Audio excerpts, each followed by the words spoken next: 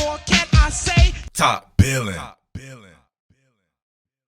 Yo, Top Billin. You know, I had to do something on my boy Jamal Adams going against those New York Jets, and I absolutely loved how Seattle used Jamal Adams in this particular game right here. So I really didn't want to do anything on the game because they smashed the Jets, and I have an affinity for the Jets, and that wasn't nothing nice. But, hey, it's good to see Jamal Adams be used against these guys. I knew he was going to get up to play these guys, and they did some stuff with him that I think could bode well in the future for the simple fact that it looked like they were a little bit more aggressive. Now, it's a little bit easier to be aggressive against the New York Jets because they suck.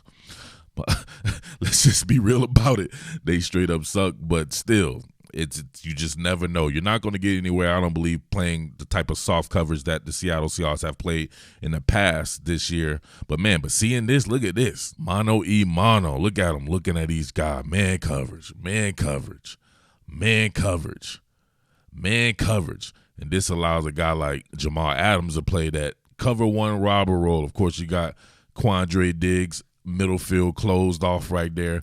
And my man just robs the middle of the field and does a great job with his eyes. He's just a hell of a football player, man. There were some people questioning the move to get him, but I don't know how you question a guy like this, man. He's just one of the most impactful players in the league. Look at that. Oh! One thing you got to know about Jamal Adams, me covering him since he was at LSU, he has those stonemason hands. I don't know how many interceptions he has in his career, but it can't be many. But he has a ton of pass deflections. You can see him reading right now. He knows the type of zone that he has. If we were to go back right here, I believe it looks like it might have been what? Yep. Looks like you got a wheel route from the slot receiver and then two in-breaking routes behind that. So he let that go real clean. He knew that Sam Darnold would probably go for the path of least resistance right there. And you saw what he did. Robbed the hell out of it. One more time from that angle. Oh, look at the man-to-man coverage, right? I know y'all going to be like, why is he harping on that? Y'all know why. If anybody watched right here, to see them getting hands-on man. Look at hands-on man in the slot. DJ Reed on him, on the number one there. Nasty. Man coverage. One more time. See him reading Sam Darnold's eyes, knows his zone. You can see the first slant go by. He robs the second one. Right in there. Damn, man, if he would have had that. But that man with them stonemason hands, man, he got to get rid of that shit, man. He need to do, what's that shit called? Lufo or something like that? Well, he need to do both them shits. All right, check this out. Your boy Jamal Adams here, working to the nub side. So with him working to the nub side as a close side defender here, he's definitely has to be on his P's and Q's for something to go vertical and, of course, for something to come run to his side because it's a heavy run formation with the double tight set there. Also, you can tell by Shaq Griffin being over here that it's a zone coverage. So it looks like they're working their normal cover 3 shell. But he does a great job with fill and spill here. Look at him. Patience. Boom. It's nasty. Wrap up. Go again right here. You see now where his reformation of the gap. Nasty. Check this out. You see him right here with the cross formation block of Ryan Griffin. Gore could have cut that in there, but he stays parallel to the line of scrimmage. He could have helped going in that gap, but he's patient enough to stay in this gap just in case Gore has to cut it back. Not playing hero ball. Love it. Head on the outside, wrap up, assist. Guy's very sound, man. He's one of these guys that's just technique maven. He's not going to make too many mistakes with his technique. What he will make a mistake with is probably his discipline because he does want to make every play. But when he can stay disciplined, man, there's not too many like him, man. He's almost like a modern-day Troy Polamalu. That was my dude. All right, on this one, when Jamal got his sack, I'm not sure, what is that, his 8th sack or something like that? That's amazing to me. Looks like some of the wires got crossed here. You got Benson Mayowa. He's going to end up working with, I believe, Chris Herndon here, who's running to the flats. But you got DJ Reed here. He's working with outside leverage. Shaq Griffin working with outside leverage.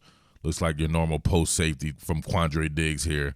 And it looks like man-to-man coverage from Bobby Wagner here on the slot. So, but you get Jamal Adams here. Also, you have Ugo Amadi manned up in the slot as well. But Jamal Adams also goes right here. I'm not sure if his instincts took him there, but 2-on-1 usually isn't a good thing. But Sam Darnold flushing out this way actually worked out in their favor. So I'm not sure who could have been in the wrong in this one, or if anyone was in the wrong. You see them both go. Never want to see 2-on-1 right there, especially on the tight end, but he ends up running them out. Sam ends up getting sacked there. You need to look at this again. Yeah, you can see matched up. Ugo, DJ Reed right here matched up. Shaq Griffin, Bobby Wagner out there on the slot. Yeah, so I'm not sure how that happened right there, but it ended up working out anyway. Sam Darnold, no sir. You can see it from this other angle here. Yep. So everybody rocked off right here. This man in the open field is usually a good tackler. Sam Darnold. Did Sam Darnold muscle relax that man? Sam Darnold might have muscle relaxed Jamal Adams a little. Jamal Adams, look at that whiff with the whiff. One of the reasons I think Jamal Adams is worth his weight in gold is because of his pass rushing prowess on blitzes and you having to pay extra attention to him. I think he's going to end up getting some of these guys like Alton Robinson and Benson Mayowa and some of these edge players. I think he's going to end up getting them some key sacks as well. It's because everybody knows you got to pay attention to this man. Look at Ryan Griffin here, right? Working inside out. Definitely has to get to Jamal Adams coming around on the edge right there, coming with some ferocity. And bing! Uh-oh. I didn't know that happened. Look. Bing! Oh, no. He slapped Sam Darnold across his head. Bing! Slept his ass. Somnambulism. So, of course, we already know what's going on there. Sam Darnold out on his feet, sleepwalking. The walking dead. Look at, who's that? Ugo? Ugo in there? Ugo all over, dude. Look at that. Great coverage. Fantastic. But, yeah, you got to pay attention to Jamal Adams hanging out there, man. He's just one of these guys. You have to do the I Spy on him. So if you got an I Spy player, he's going to pull focus and other people can eat. What I say about pulling focus, check this out. Running the 3-man weave, Benson Mayowa with the bow out. You're going to have, I want to say it's Rasheem Green working this gap. And then you got Jordan Brooks coming around. So the 3-man weave in full effect. But that's just to add a late sin right here by Jamal Adams, who is actually, I think, bluffing for Bobby Wagner to come through here. Everybody coming, everybody getting the turn right there. And you can see the focus that Jamal gets. I believe the left tackle, Becton, and Ryan Griffin here both go towards him and then leave a free runner. Check it out. Yep. Look at Wagner coming. Yeah, so everybody ends up getting there. Wagner ends up going as well. See if we can see it from this other side, actually. A little bit better here. So, look, when they get around there, look, Jamal Adams pulling focus. Look at Becton. Everybody's in FEMA mode, right? They're trying to recover, make sure they get there. They end up leaving their guys there. And then, look, everybody ends up breaking through. Good Lord. That Shaq Griffin, Shaq Griffin over there as well. So Shaq Griffin coming over here. That was a pretty well-designed blitz there.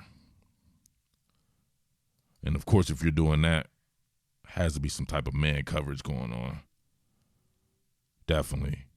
At the very least, a little bit on this side right here, a little bit more off-man coverage. Great stuff, man. Love it. All right, last one right here. It feels like he's good to be in on some type of turnover.